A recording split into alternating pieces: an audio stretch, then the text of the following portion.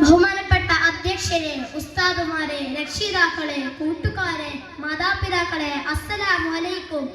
ഒരു വലിയ പ്രസംഗം പറഞ്ഞ് ഈ സദസ്സിനെ കയ്യിലെടുക്കുവാൻ എനിക്ക് കഴിയില്ല. എങ്കിലും അല്പകാര്യം വിരമിക്കാം. നമ്മുടെ നബിയുടെ ഉമ്മ നബിയെ ഗർഭം ചുമന്ന് 2 മാസം തികഞ്ഞ കാലത്താണ് നബിയുടെ പിതാവായ അബ്ദുള്ളയുടെ വഫാത്ത്. ഭർത്താവിന്റെ വിയോഗ വാർത്ത ആമിന ബീവിയെ തളർത്തിയില്ല. ഞാൻ വിഷമത്തിലകപ്പെട്ടാൽ ഗർഭസ്ഥ ശിശുവിന് ബാധിക്കുമെന്ന് മനസ്സിലാക്കി ആമിന ബീവി യഥാസമയം ആരാധനകൾ തള്ളി നീക്കി.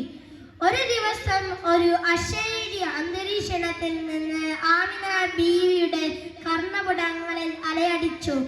ആമിന, നീ ഗർഭം ചുമന്നിരിക്കുന്നത് ഈ സമുദായത്തിന്റെ നേതാവിനെയാണ്. കുട്ടി ജനിച്ചാൽ മുഹമ്മദ് എന്ന് പേരിടണം.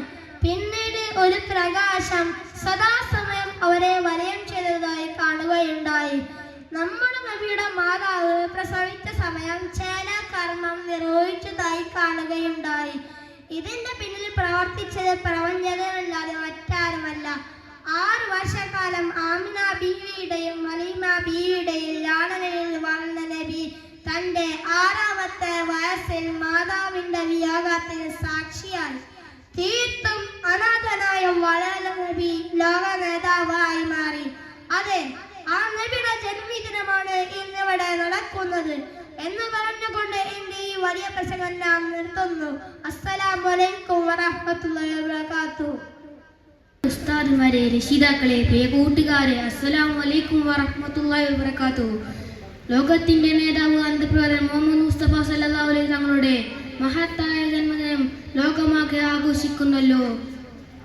മുത്തുനബിയുടെ സന്ദേശങ്ങൾ ഉൾക്കൊണ്ട് ജീവിക്കാൻ നാം ശ്രദ്ധിക്കണം. അങ്ങനെ മാത്രമേ നമുക്ക് വിജയിക്കാൻ കഴിയുകയുള്ളൂ. അൽഹംദുലില്ലാഹ്, ഈ സ്നേഹത്തിൽ പരിപാടിയിൽ പങ്കെടുക്കാൻ കഴിഞ്ഞതിൽ ഞാൻ അള്ളാഹുവിനെ സ്തുതിക്കുന്നു. നബിയുടെ ഹദറത്തേക്ക് സ്വലാത്ത് ചൊല്ലിയതിന്റെ എളിയ വാക്കുകൾ ഞാൻ നിർത്തട്ടെ. സല്ലല്ലാഹു അലൈഹി വസല്ലം.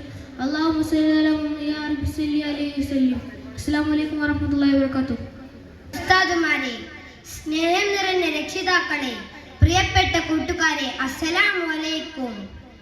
അന്ത്യപ്രവാചകൻ മുഹമ്മദ് മുസ്തഫ സല്ലല്ലാഹു അലൈഹി വസല്ലമയുടെ ജന്മദിനം ആഘോഷിക്കുന്ന ഈ വേളയിൽ നിങ്ങളോട് 2 വാക്ക് സംസാരിക്കാൻ എനിക്ക് അവസരം ലഭിച്ചതിൽ ഞാൻ ആദ്യം തന്നെ അല്ലാഹുവിനെ സ്തുതിക്കുന്നു.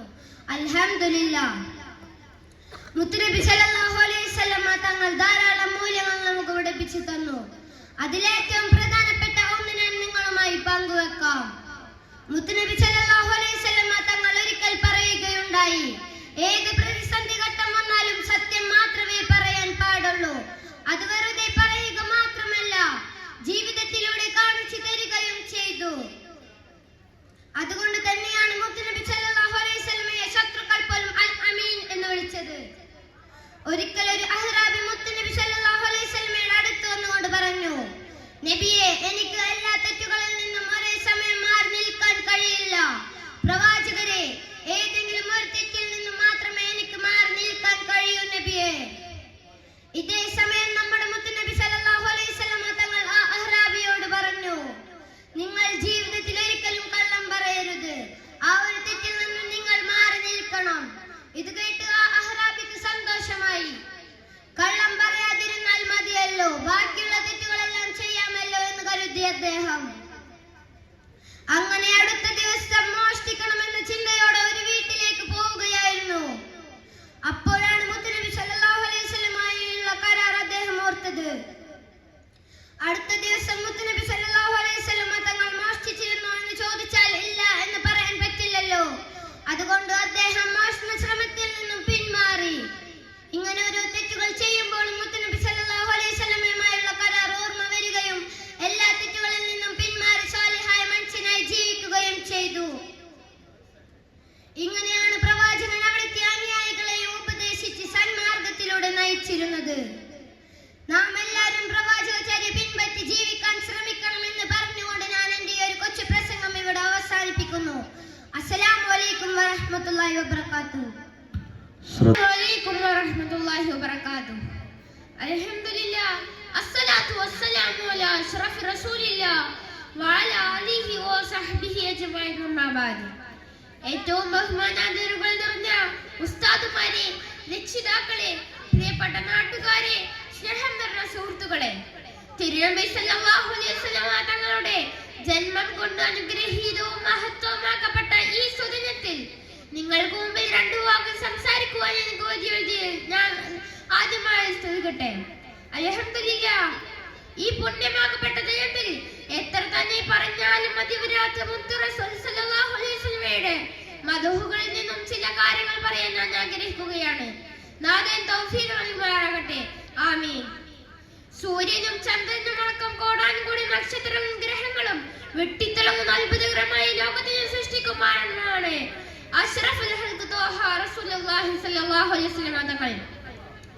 ആ മുത്ത് റസൂലിനെ സ്നേഹിക്കാതെയും പാതകൾ പിൻപറ്റാതെയും എങ്ങനെയാണ് നമുക്ക് മുമ്പോട്ട് ചെയ്യുവാൻ സാധിക്കുക? കാരണം എന്നെയും എന്റെ മുമ്പിലിരിക്കുന്ന നിങ്ങളെയും ലോകത്ത് സർവ്വ ജീവജാലങ്ങളും സൃഷ്ടിക്കും കാരണം ആതിരി നബി സല്ലല്ലാഹു അലൈഹി വസല്ലം തങ്ങൾ മാത്രമാണെന്ന് അല്ലാഹു സുബ്ഹാനഹു വ തആല നമ്മെ പഠിപ്പിക്കുന്നത്. നബിയെ, അങ്ങേ ഇല്ലായിരുന്നുവെങ്കിൽ നാം ഈ ലോകത്തെ പോലും സൃഷ്ടിക്കില്ലായിരുന്നു എന്നാണ്.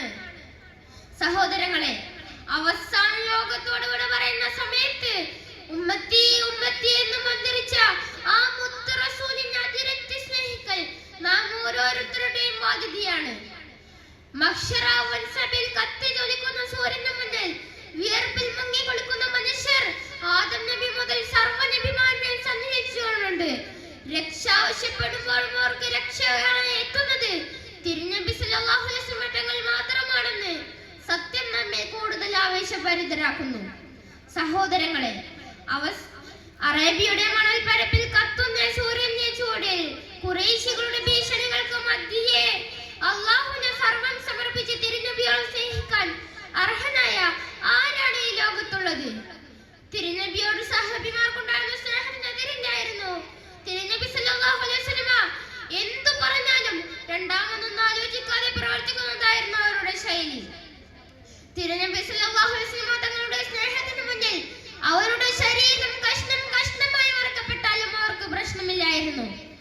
ബദർ യുദ്ധം നടക്കുന്ന സമയത്ത് അൻസാരികളുടെ നേതാവായിരുന്ന സഅദ് റളിയല്ലാഹു അൻഹു പറഞ്ഞ വാക്കുകൾ ചരിത്രത്തിന്റെ തങ്കലിപികളാൽ ഉല്ലേഖനം ചെയ്യപ്പെട്ടിട്ടുണ്ട്. അദ്ദേഹം പറഞ്ഞത്, തിരുദൂതരെ, ആർത്തുല്ലക്കുന്ന കടലിലേക്കാണ് ഞങ്ങളോട് ചാടാൻ ഞങ്ങൾ ആജ്ഞാപിക്കുന്നതെങ്കിൽ പോലും അതനുസരിക്കാൻ ഞങ്ങൾ തയ്യാറാണ് എന്നായിരുന്നു. അത്രമേൽ തിരുനബി സല്ലല്ലാഹു അലൈഹി വസല്ലം സ്നേഹം കൊണ്ട് ജീവിതം ധന്യമാക്കിയവരായിരുന്നു സഹാബകൾ.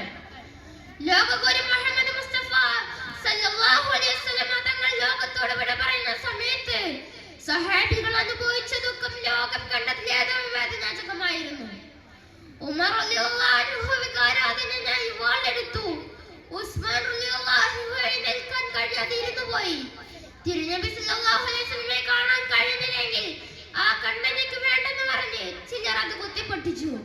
അത്രമേൽ തിരുനബി സല്ലല്ലാഹു അലൈഹി വസല്ലമയുടെ ഹൃദയത്തിലേക്ക് നടന്നവരായിരുന്നു പ്രിയമുള്ളവരെ സഹാബകൾ. പ്രവാചക സ്നേഹത്തിന്റെ ആഴങ്ങളിലേക്ക് ഇറങ്ങിച്ചെല്ലാൻ അല്ലാഹു നമുക്ക് തൗഫീഖ് ചെയ്യട്ടെ എന്ന പ്രാർത്ഥനയോടെ ഞാൻ എന്റെ വാക്കുകൾ ഉപസംഹരിക്കട്ടെ. അൽഹംദുലില്ലാഹി റബ്ബിൽ ആലമീൻ. അസ്സലാമു അലൈക്കും വറഹ്മത്തുള്ളാഹി വബറകാതുഹു. പ്രിയ കൂട്ടുകാരെ, അസ്സലാമു അലൈക്കും.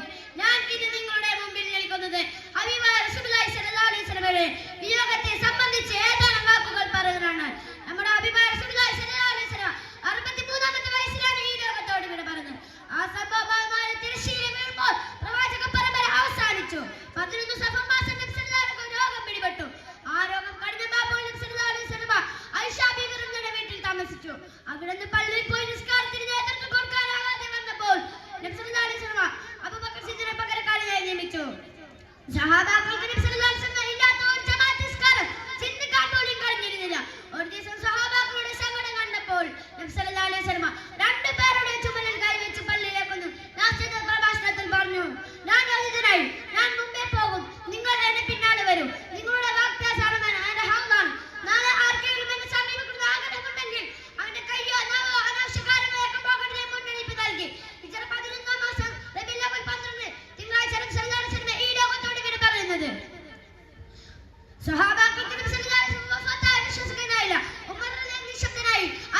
നിശ്ചലരായി. അബ്ദുല്ലാഹ് ഇബ്നു ഉനൈസ് മരവിച്ചു വീണു. അബൂബക്കർ സിദ്ദീഖ് റളിയല്ലാഹു എല്ലാവരെയും ശാന്തരാക്കി. എങ്ങനെ ആ രംഗം ശാന്തമായി? സ്വഹാബാക്കൾ